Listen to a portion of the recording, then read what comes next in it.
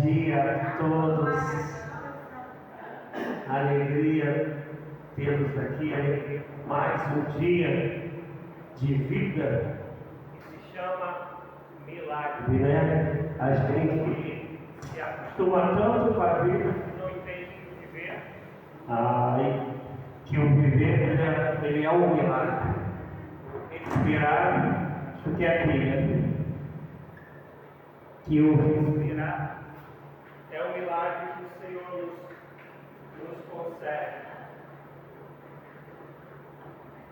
Vou trocar a pilha aqui rapidinho, gente.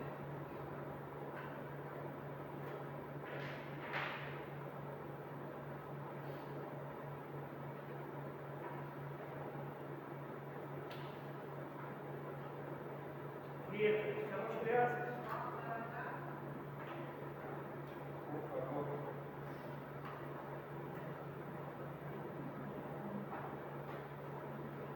Vamos ver se é aqui.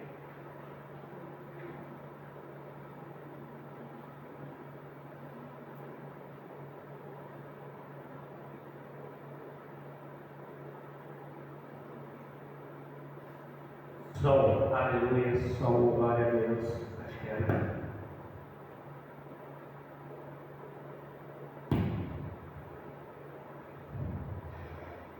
E a gente só valoriza a vida quando a gente acha que vai perdê-la, né?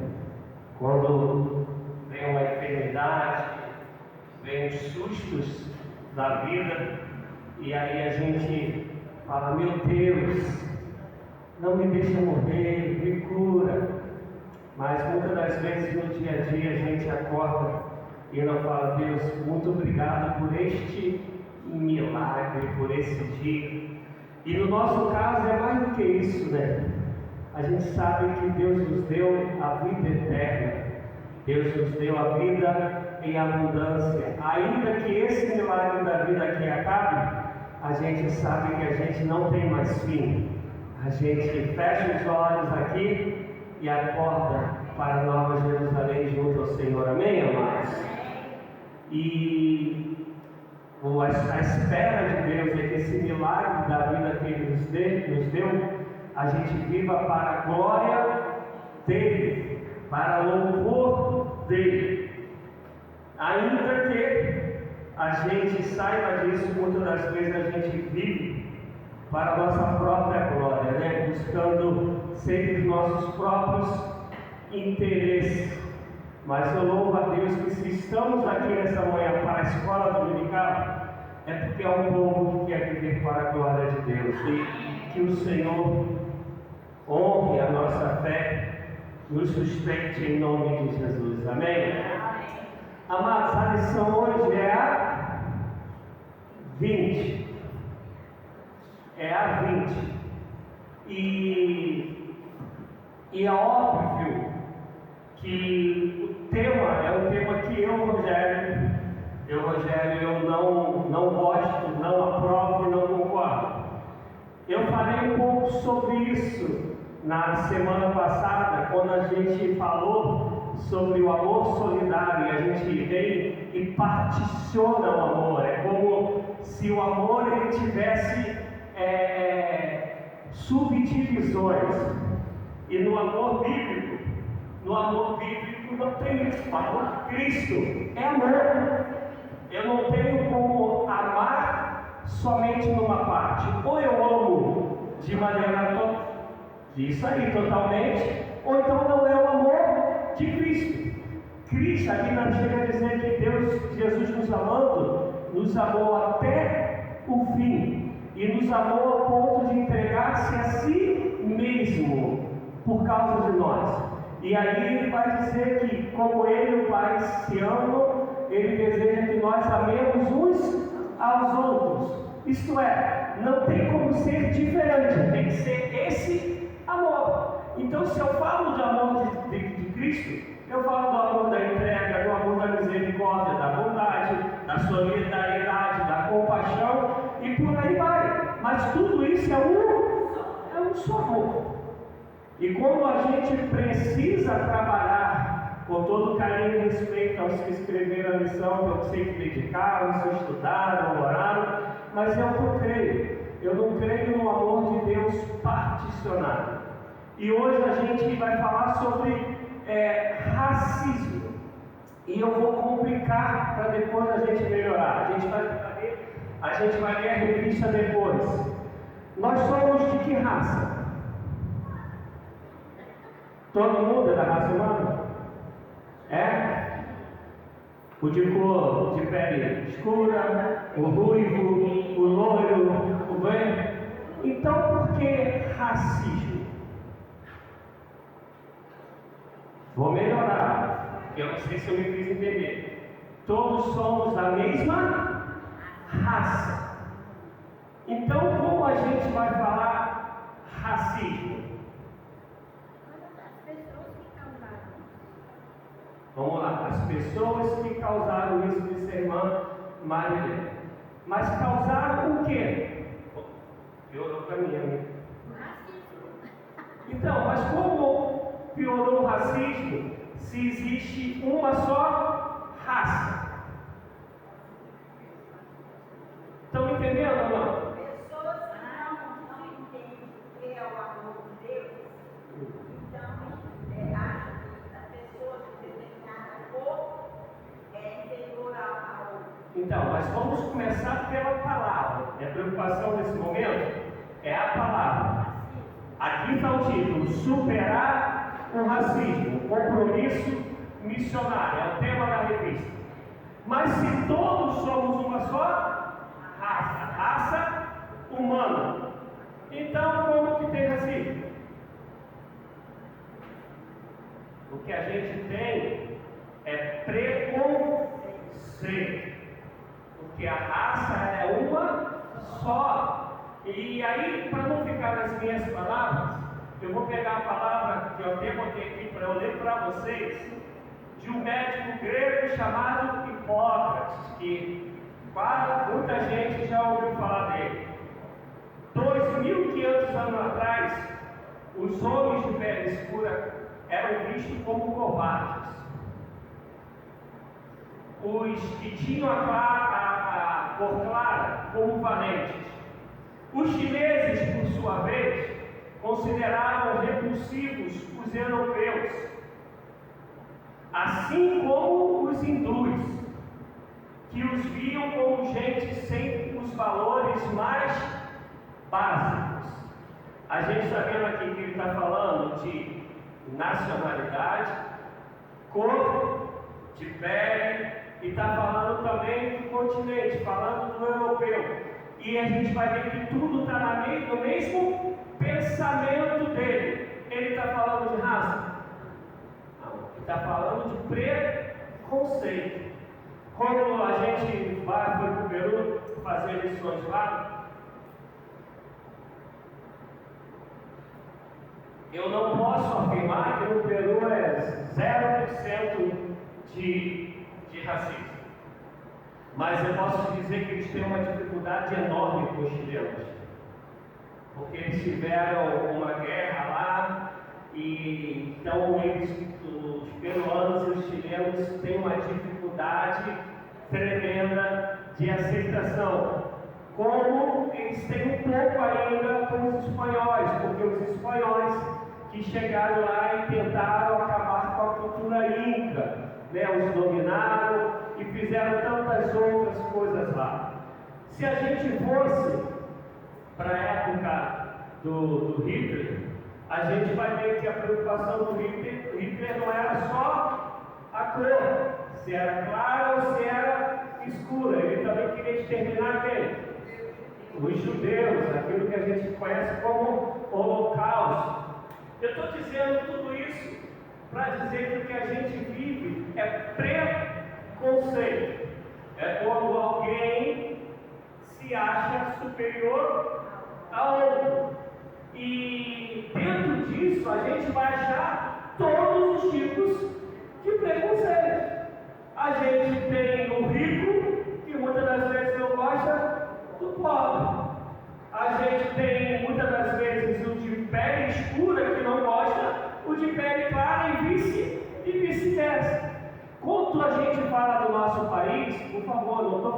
isso aqui para não dizer que não há o preconceito que trata aqui, que é o preconceito da nossa cultura de pele clara com pele escura. Eu estou querendo dizer que preconceito há em todas as áreas e que o nome não tem a ver com raça, porque a raça é humana, mas o que a gente tem é um montão de tipo de preconceito e que sempre o que brada é o preconceito cultural.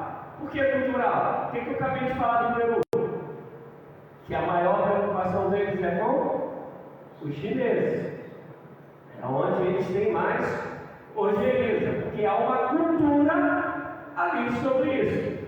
Quando a gente vai falar do Brasil, o nosso maior preconceito que é cultural, falando de Espírito Santo e São Mateus, mas ainda falando que, pelo que eu aprendi, o último barco de escravo foi aqui, né?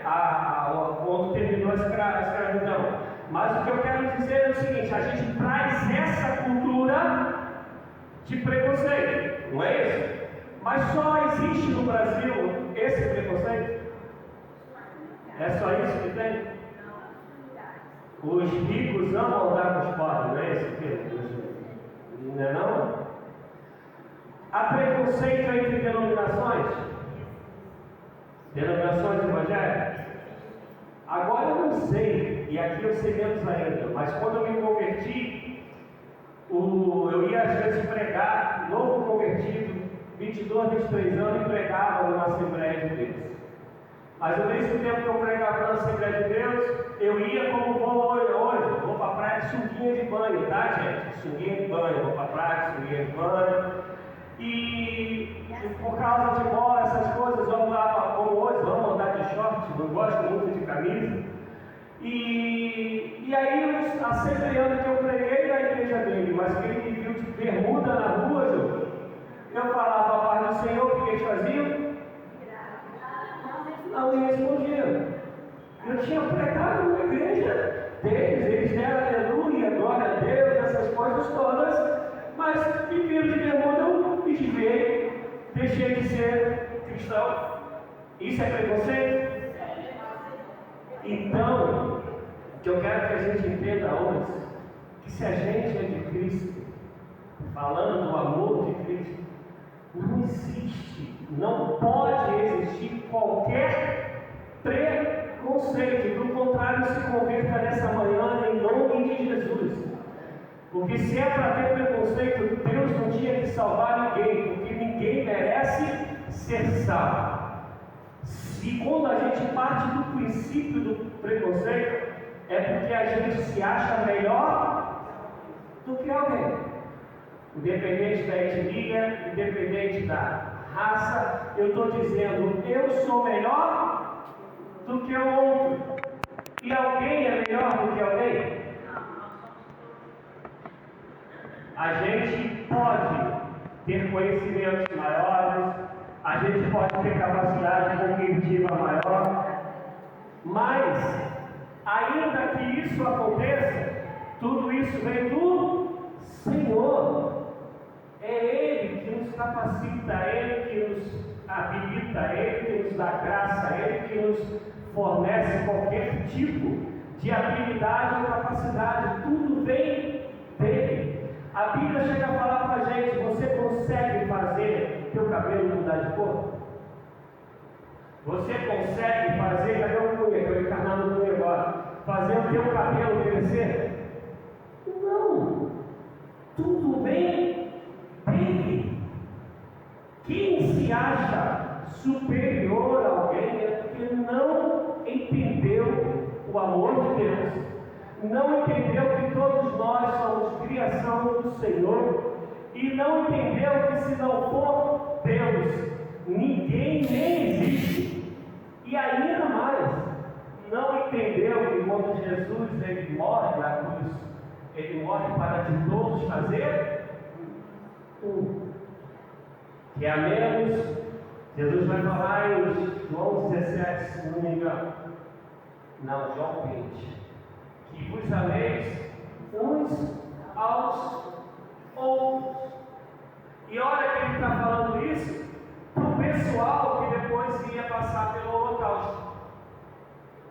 Ele está ensinando para os judeus que temos que amar uns, porque os apóstolos eram judeus, amém, amados? Todos os apóstolos eram judeus. Ele está ensinando para os judeus para amarmos uns aos outros. E esses judeus seriam perseguidos em toda a história e de maneira tremenda seriam perseguidos por Hitler. E hoje a gente sabe o que está acontecendo, que a declaração do Hamas é exterminar os judeus, o pessoal de Israel. Isso é para que a gente entenda que o que a gente sofre é o tal do desamor. Que o que a gente sofre é a tal da vaidade. O que a gente sofre é a tal da soberba. O que a gente sofre é a tal da prepotência, que não tem nada a ver com Deus. Nada a ver com Deus. Eu lembro, e aí depois a gente vai ler uma parte aqui da revista, de um amigo, acho que eu já contei dele aqui, ele faleceu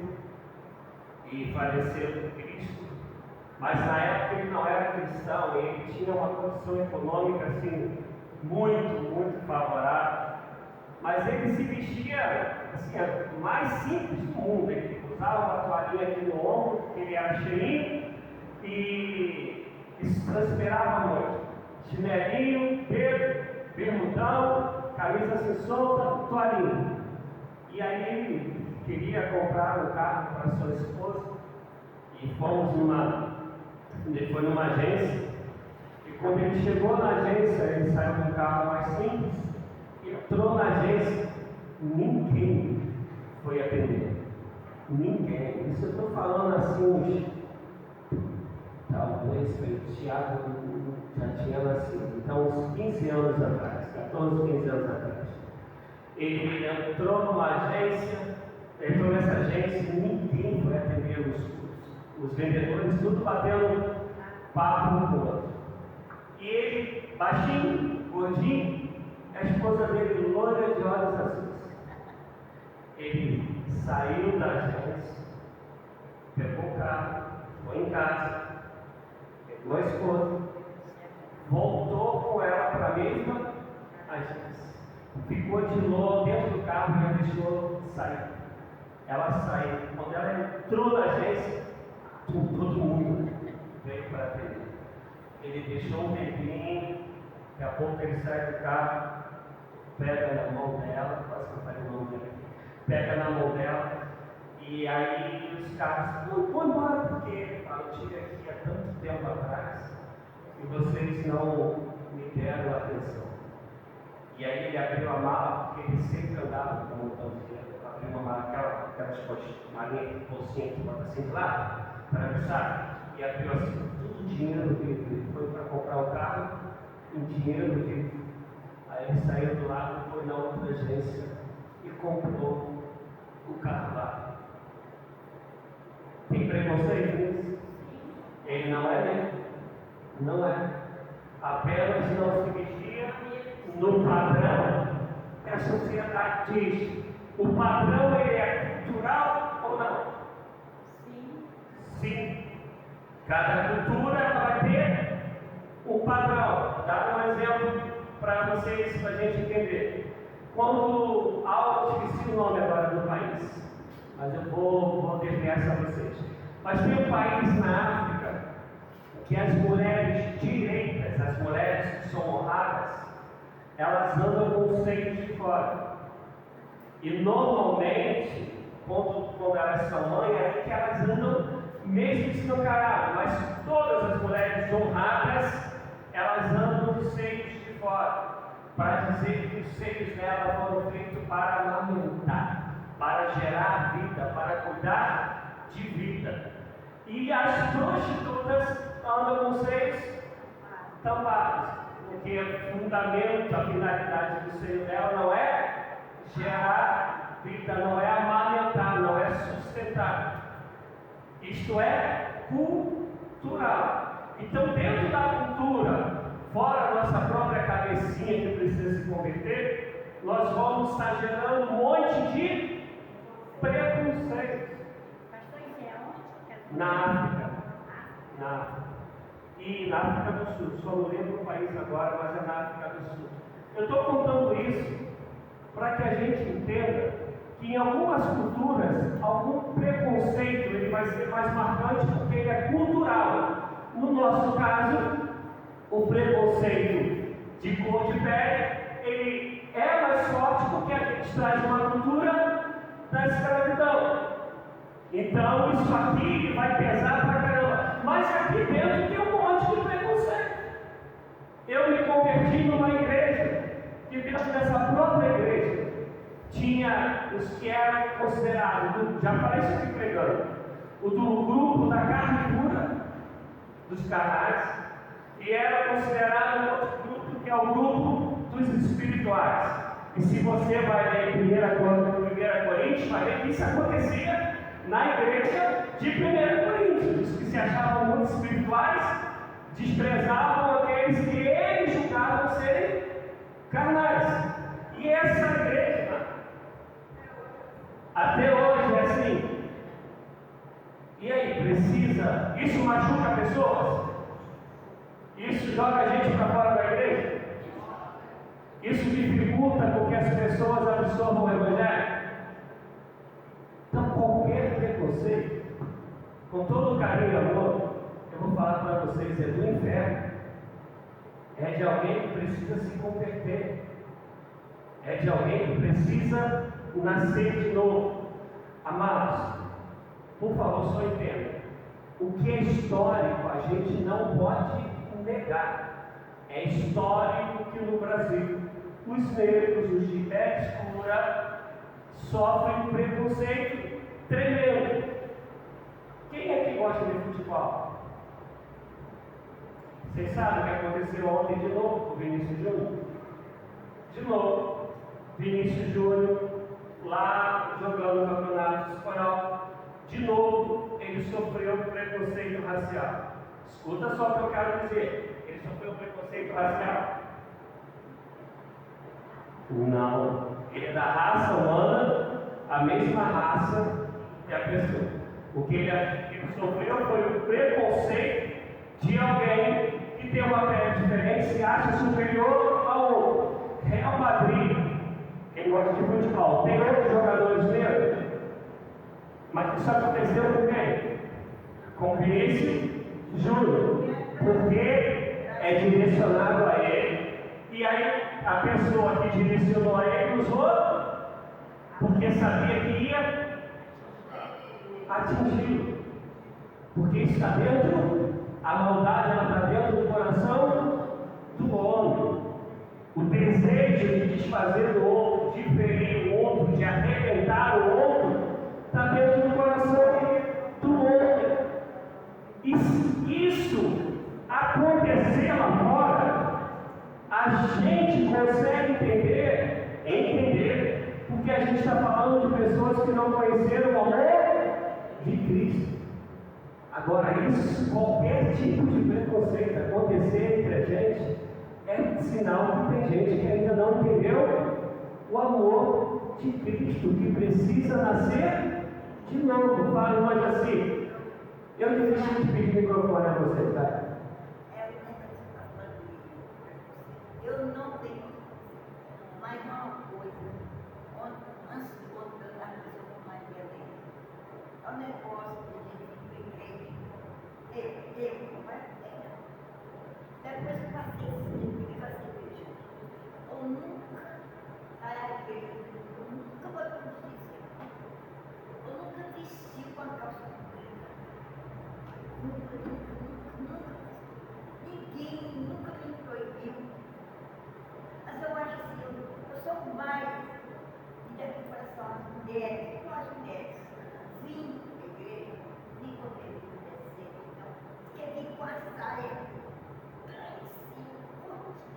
Eu sendo mulher, eu falei para ele assim, mas se fazer isso aí tudo bem, eu saio porque liberando.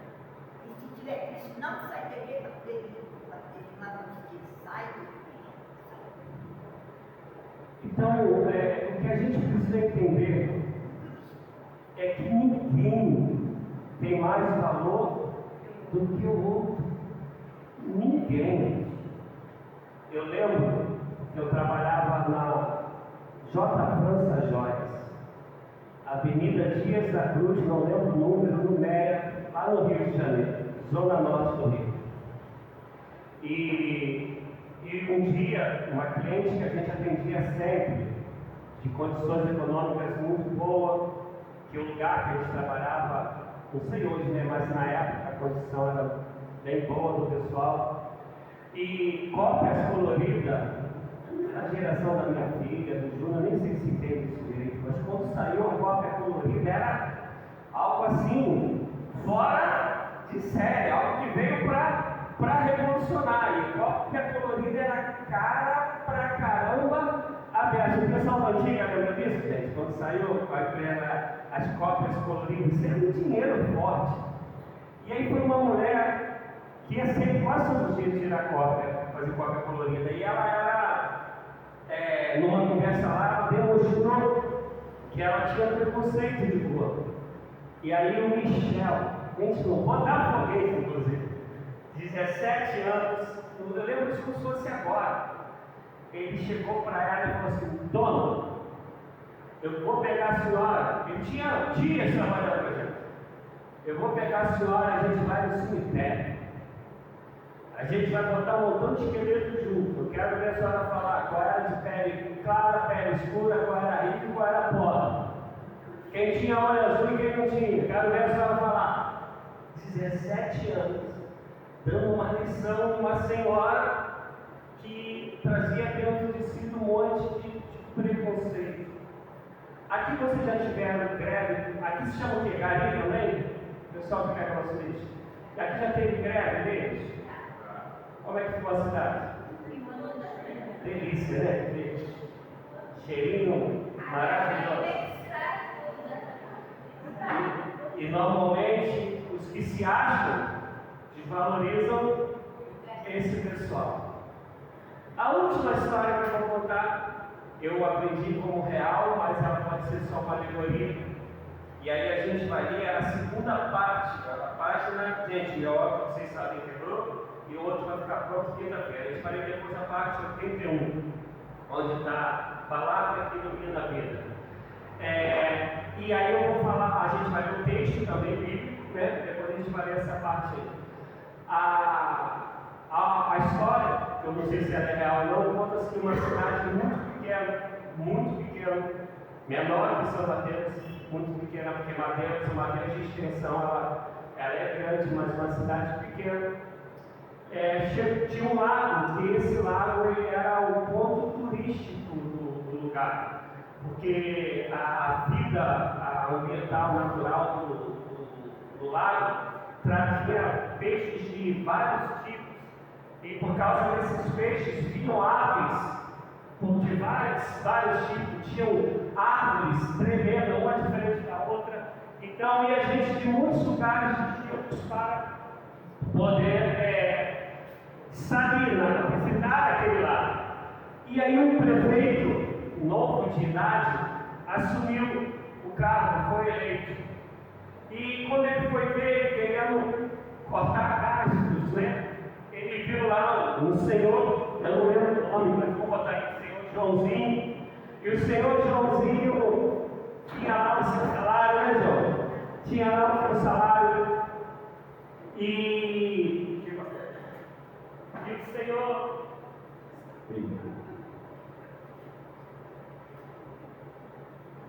E o senhor Joãozinho, ele pegou e estava na lista lá de pagamentos, e eles vão e tiram. Ele fala: por que esse senhor está aqui há tantos anos? Ele estava lá já há décadas como empregado. O que ele faz? Ele é responsável por cuidar lá do lago. O lago tinha pedalinha, essas coisas todas. E ele falou: não, poxa, está muito tempo aqui, ninguém tem conhecimento direito do trabalho dele, vamos te mandar embora. E aí uma pessoa quis falar e ele falou: não, está decidido, vamos mandar embora. Mandaram o seu Joãozinho embora. O tempo foi passando O lago foi ficando sujo, os passarinhos começaram a ir embora, os peixes começaram a morrer, os turistas começaram a desaparecer, a renda da cidade começou a cair, e o prefeito, apavorado, fez uma reunião para saber o que estava acontecendo. E aí a pessoa que queria falar no dia do corte levantou a mão de novo querendo falar. E aí o prefeito queria solução, queria resposta, falou: tá bom, fala aí. O senhor lembra no dia do corte que o senhor mandou o seu Joãozinho embora? E eu tentei falar e o senhor não deixou? Ele lembra dele, então.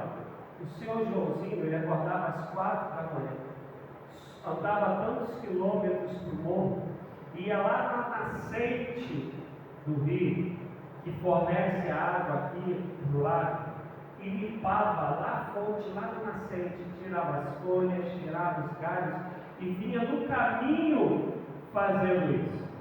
E é por isso que o lago estava sempre com vida, sempre limpo. E quando o senhor mandou o seu Joãozinho embora, ninguém mais passou a fazer esse trabalho, e hoje a gente está vivendo esse desastre.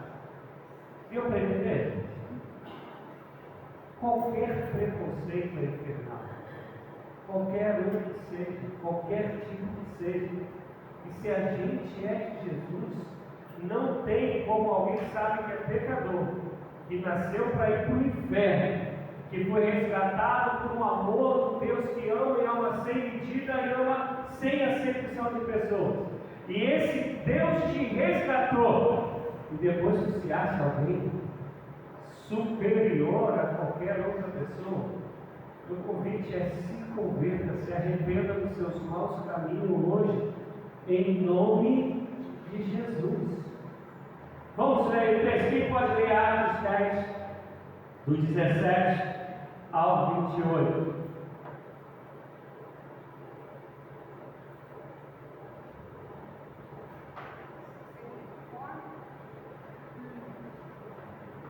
Deixa eu arrumar aqui o microfone aqui, peraí.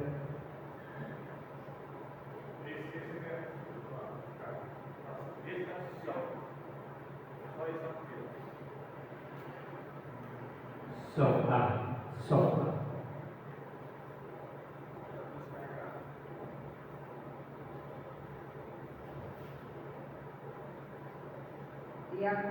Pode ver. E nos últimos dias acontecerá, diz Deus, que do meu Espírito derramará. Atos 10, do 17 ao 28. 10.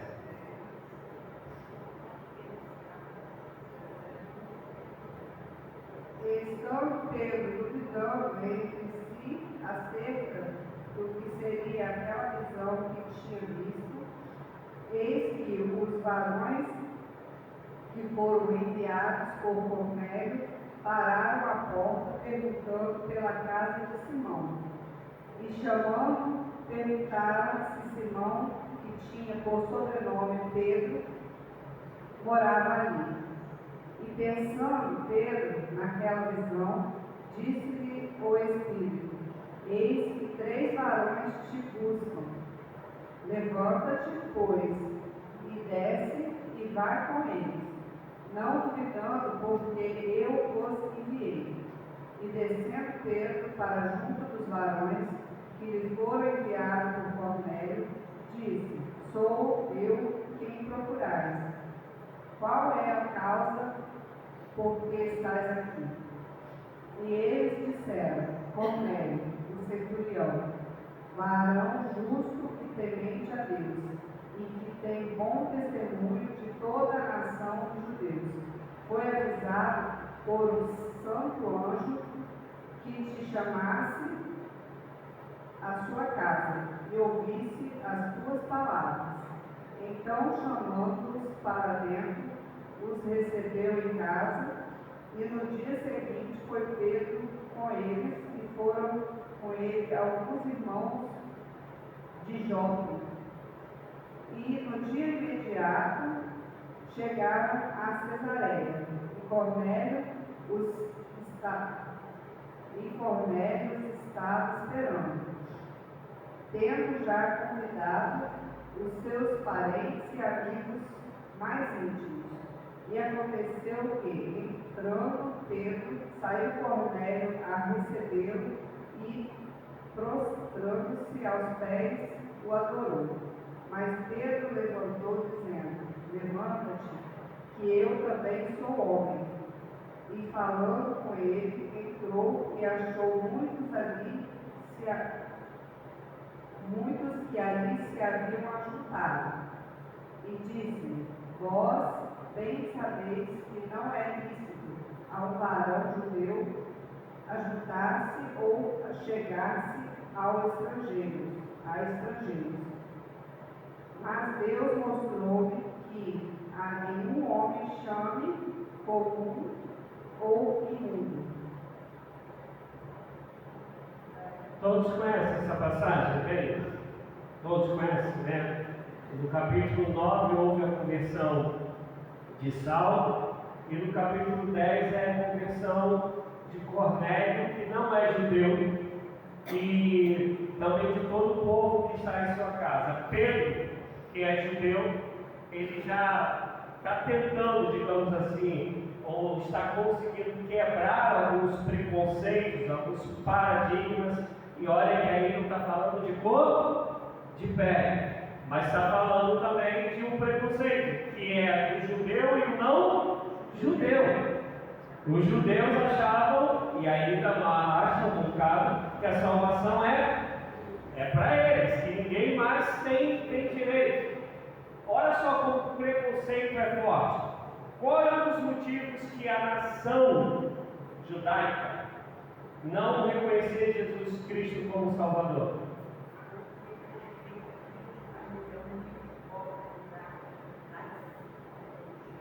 Porque entendiam que ele seria um imperador, governador, um rei, e aí ele vem da casa de um carpinteiro, de uma cidade que não tinha nenhuma historicidade de profeta, tanto é que Natanael chega a dizer: pode vir alguma coisa boa de Nazaré? Olha o preconceito na fala. Pode vir alguma coisa boa de Nazaré? O que ele está falando? Que os nazarenos não servem para nada.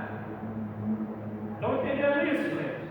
Quando Jesus vai encontrar a mulher samaritana, é um escândalo, porque os samaritanos eram vistos como judeus comuns, ninguém. E Jesus, ele quebra ali um monte de preconceito.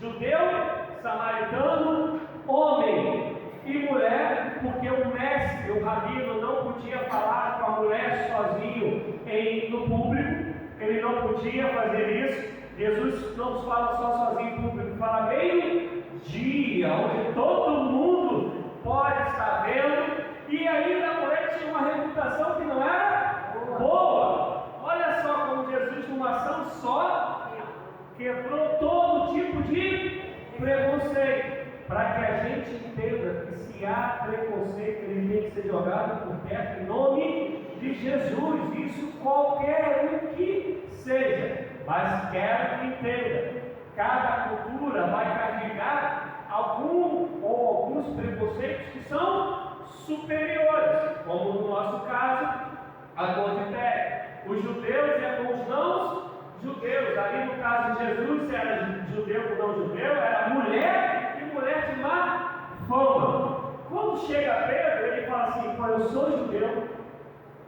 É a história que está contando aí de Atos 10, de Pedro e Cornélio. Eu sou judeu, Jesus me escolheu, então eu sou o cara. Eu arrebento. Mas ele já quebra um pouquinho, porque ele vai na casa de um curtidor, alguém que já trabalhava com animais que ele mesmo considerava impuros. E olha como Deus faz. A gente, né, que fez missões para fora, que saiu do livro do Espírito veio para São Mateus, a gente tem vivido essa parte de culturas diferentes. A gente vai ver Jesus pegar Deus pegar a própria cultura, e ali no caso não uma cultura tão somente regional, mas da casa que Pedro está na casa de alguém que mata bicho, alguns bichos que ele, judeu, não comia. Então Deus pega e faz uma churrascaria, descer assim, ó, começou. E aí ele está ali, né? Fala aí, carne de porco que eu não conheço, fala aí. Carré, costelinha, faz descer aquilo tudão lá para Pedro. Aí Pedro fala para Jesus: eu sou santo, santo. Sacaram que ele falou isso, tá, gente? A gente aqui é só uma analogia, tá? Eu sou santo, santo, santo, eu não como nada disso. Aí Deus vai e recorda. Segunda vez vem Deus falando: come. Quem está falando para Pedro? É Deus. Pedro está primando Deus. Para você ver o que é a arrogância, a vaidade, a soberba, a prepotência do coração do homem. Segunda vez acontece a mesma coisa. Vem a terceira vez e acontece a mesma coisa. Fala, Zé. Não, Zé, fala. Então, o preconceito começa assim, dos pais, dos avós, porque não sabe ensinar a criança. Eu convivi com filho de prostituta, com a menina com 15 anos que engravidou e abortou, eu convivi com traficantes, eu era amiga, nasceu junto, criado junto, mas nunca me misturei, nunca usei droga, nunca fumei, nunca fiz nada disso. Porque apesar do meu pai ser alcoólatra, ela, graças a Deus, se convertiu. Então, agora o Senhor se converteu há poucos anos agora, uns 2, 3 anos. E eu nunca me misturei, assim, eu nunca me, como fala? Eu nunca me corrompi. Tipo assim, então, antigamente os pais falavam, ó, não vai andar com fulano, quer ver você com fulano, não sei o quê. Preconceito. Por quê? Aí o pessoal, por que você não posso? Você faz isso, você faz aquilo, aí começar o preconceito aí. Eu não, eu sempre vi, mas meus pais ensinaram, ó, tem um pouco se mistura com ela, não. Tipo assim, tá, vou ficar, vou conversar, estou ali com o pessoal, mas eu não vou me misturar. Por exemplo, o traficante que está lá, se eu tiver junto da polícia, dá até para levar. Entendeu isso? Que... Então o preconceito já começa ali, os pais vão saber ensinar. Meu primo é médico, passar para os filhos dele, ó, tá vendo ele ali, ó, tá fumando maconha, tá sentindo cheiro, isso aí faz isso, faz aquilo, leva para um caminho, vai explicando. Hoje não tem pais que ensinam assim. E não tem pais que também proíbem cantar, não. Deixa os deixados. Mas o preconceito era assim, desde criança, que os pais falavam para não andar. Simplesmente isso. Então, se vocês lembrarem, no dia que eu preguei, ninguém lembra mais como foi, que eu dizia que a gente tem que saber quem a gente é. Eu cresci em situações muito semelhantes à tua. Perdi um amigo com 17 anos, que era dono do tráfico, que parou o carro na época com o Opala preto. E não deu nem para contar direito o número de tiros que ele tomou. Mas era meu amigo. E aí eu também nunca bebi, nunca fumei, nunca. Mas brincava com eles de cascudinho, de garrafão. Não sei se aqui vocês conhecem essa brincadeira, garrafão. Brincava com eles de futebol, bandeirinha, de tudo. Só não fazia o que eles faziam. Mas eu estava com eles. Teve uma educação dos meus pais, é óbvio, dos meus tios, que me ensinaram a não fazer o que eles faziam. Mas eu nunca me afastei deles, a não ser, por exemplo, quando o falecido André foi para o tráfico, aí mudava, a vida dele virou outra. Mas mesmo assim eu ainda demorei muito a saber que ele estava nessa vida, porque quando ele estava em casa, ele era um garoto como eu era. E o que eu estou querendo dizer é o seguinte: óbvio que vem o preconceito em muitos lugares, ele é ensinado dentro de casa. Mas o que a gente precisa entender é que se o Filho nos libertar, verdadeiramente seremos livres. Se a gente entende que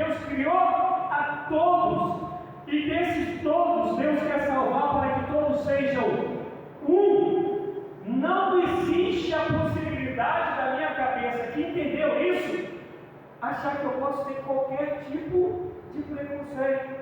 Amados, eu falo para vocês sem medo de errar. Eu já fui condenado por pastores por eu varrer a igreja, por eu não ter esse status, né, que muito tem de pastor, eu ser povão com todo mundo. Tem gente que já me recriminou na minha cara. E isso não é de baixo não, porque sempre vem de cima. Por quê? Porque eles acham que eles são superiores. São um cara. São apenas um cara de pau. Fora isso, não são nada. Eu posso ter algum tipo de coisa, eu já falei isso aqui, que eu seja melhor do que alguns, mas vocês aí têm um montão de coisas que são melhores do que eu. Eu estava lá perdido com as plantas que eu mesmo plantei e não sabia o que era ver. Aí a gente foi em casa e falou, pastor, isso é mamão, isso é tomate, isso aqui eu também não sei. Mas já sei algumas coisas. Mas se tirarem o lugar de lugar, corre o risco de novo de não saber o que é. Porque assim é onde um completa o outro. Por isso que é corpo de vários membros, que cada um é um membro. Quem disse que se converteu não entendeu isso, não se converteu. Não tem. Por isso que preconceito ele divide. O que divide é no inferno. Que em Cristo ele une. E aí Pedro está tomando essa pancada, ele está brigando com Deus, está tomando pancada. Aí chegam lá 2 servos de Cornélio.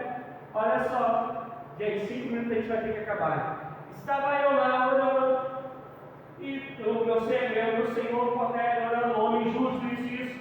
E Deus apareceu para ele e falou que ele é agradável a Deus. Não está isso, né, na fala dos caras, mas quem lê a história é agradável, enfim, e ele está chamando o Senhor para lá, e Pedro vai e crente, caramba, Deus estava me preparando, porque ia ter alguém não judeu para quem tinha que pregar. E quem conhece a história, Pedro chega cheio de pompa, cheio de pedigree, tu bem sabes que não é digno um homem como eu. Não está no texto assim, vai sair perdido na casa de você, pecador, sem vergonha, que não vale nada. Mas eu estava orando, jejuando, e o Senhor apareceu. Então, estou aqui quando ele começou a pregar, Deus interrompeu a pregação. Deus falou, chega, agora é comigo. Derramou o Espírito sobre toda a casa de Cornélio. Deus ficou falando para Pedro, eu chamei a todos, eu amo a todos, e quem faz sou eu. E eu só queria que, na verdade, eles já iam ser salvos, porque o coração deles já estava em mim. Mas você precisava ser liberto de todo preconceito. Então Deus derrama do Espírito, interrompendo a pregação de Pedro para dizer, eu chamei a todos, porque eu amo a todos, sem acepção de pessoas. Eu vou ler rapidinho o texto, bota aí na página 81, eu vou ficar aqui um pouco longe para minha vista verificar, porque de longe eu enxergo tudo, de perto eu não enxergo nada. Palavra que ilumina a vida. A base das discriminações está em parte dos preconceitos que herdamos da cultura reproduzida na maioria das vezes na família e em outros grupos dos quais participamos. E na ideia de superioridade que provoca o sentimento de que somos melhores de quem difere de nós. Essa concepção de superioridade provoca, inclusive, a inimizade entre nações inteiras. Na Bíblia, as desavenças entre judeus e samaritanos se intensificam porque os judeus se consideravam melhores que os samaritanos. O Holocausto é fruto de uma ideia de que a raça ariana era superior ao povo judeu. A segregação racial nos Estados Unidos se baseava na ideia de uma supremacia branca, herança de um continente europeu colonizador e escravagista. Vou abrir aqui um parênteses. Vocês sabem o que aconteceu minha filha já sabe isso, que eu já comentei lá em casa, o que aconteceu quando os negros do Brasil começaram a ser libertos? Ganharam a alforria? Quem sabe? Eles começaram a escravizar os próprios negros. Que a gente tem esse desejo de mandar. Eles eram livres, ganhavam uma terrinha, um din-din, tinham que trabalhar, o que eles faziam? Compravam escravos negros. Tem um montão de filme aí na vida que mostra isso acontecendo, não só no Brasil como fora do Brasil, para você ver a tendência que a gente tem de querer ser superior a outro. E aí vamos lá, inclusive os escravos que vinham para o Brasil eram vendidos pelos próprios negros. Negros ganhavam a guerra contra o outro, pegavam esse outro como escravo e vendiam, e eles iam parar aqui, para você ver que essa inclinação para se achar melhor, superior, ela é do inferno. Isso começou lá no céu, quando Satanás quis tomar o lugar de Deus, achar que ele era melhor ou superior, igual, alguma coisa assim. E continuando. Essas ideias influenciam o mundo até hoje. E por isso no Brasil o racismo contra a população negra e indígena é explícito. O racismo é uma ideologia que surge mais explicitamente no século XVII, no contexto da civilização ocidental, como instrumento de dominação para a naturalização de hierarquia entre as diferenças e distinções biológicas, além de estar presente nas relações interpessoais. O racismo faz estrago nas relações sociais. São diversos os índices sociais que expressam a desvantagem da população negra, pretos e pardos e indígena em relação a outros grupos. Menos acesso à educação, saúde, emprego, desigualdade salarial, pouca representatividade na mídia, mais vulneráveis à violência, etc. No caso do Brasil, o racismo estrutura a sociedade, e isso mostra o quanto a sociedade precisa avançar. Infelizmente, a igreja, como instituição ou comunidade de fé, reflete essa realidade. Há racismo na igreja. É possível encontrar no passado e no presente inúmeras expressões desse pecado, como a experiência de Pedro nos ajuda, a superar. Vejamos alguns caminhos, e aí ele vai mostrar que muitos desses caminhos, para mim, ele tem que resumir só nisso. Se você é cristão, você aprendeu que você não merece nada, mas foi perdoado pelo amor incomparável. E se você recebeu esse amor, Deus te chama para derramar esse amor sobre todos, porque o desejo dele é que eu e você sejamos um. E quando ele fala aqui igreja, e aí trazendo de uma maneira prática, não é igreja, é apenas comunidade. E quem é igreja não faz acepção de pessoas. É por isso que Paulo fala: me fiz fraco para os fracos, me fiz forte, me fiz com quem domina a lei para os que têm lei, me fiz sem lei para aqueles que não têm lei, me fiz de tudo para todos, para ver se de alguma maneira eu possa levar alguns a Cristo. Zero preconceito, zero dificuldade de ir se enquadrando em cada local, em cada situação, para demonstrar o amor de Deus. Amém?